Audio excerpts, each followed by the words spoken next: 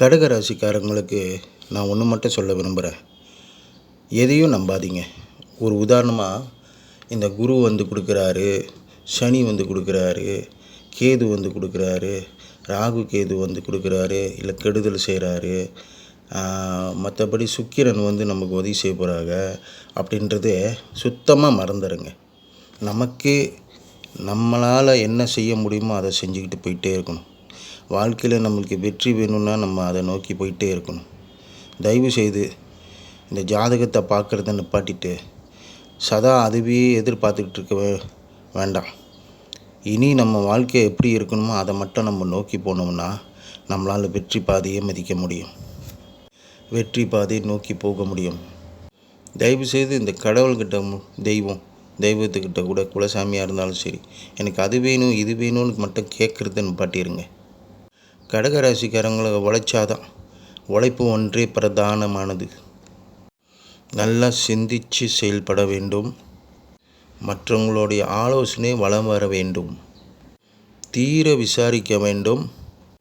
ஏமாத்துக்காரங்கிட்டேருந்து தப்பிச்சு வர வேண்டும். பேசும் வார்த்தை கவனம்.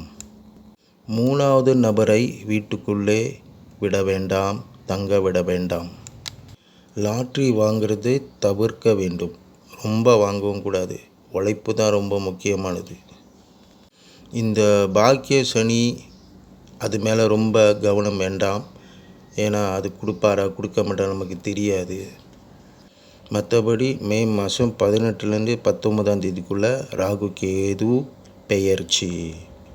கேது 2ஆம் பாகம், ராகு 8ஆம் பாகம். 8ஆம் பாகம் என்பது அஸ்தமம். அதனால் ரொம்ப ஜாக்கிரதையாக இருக்கணும். கேது 2ஆம் பாகத்தில் இருக்கிறதுனால பேச்சு பத்திரம். குரு சனி செவ்வாய் எப்படி பார்த்தாலும் அவங்க நமக்கு பாதுகாப்பு கொடுப்பாங்க, பிரச்சனை இல்லை. வண்டி வாகனம் ஜாக்கிரதை. 2 வீல்ஸ் அது முக்கியமானது, ஜாக்கிரதை. மற்றபடி எல்லாம் ஓகே தான், ஒன்றும் பிரச்சனை இல்லை. நன்மையே நடக்கும். 80% நன்மை இருக்குது. நன்றி, வணக்கம்.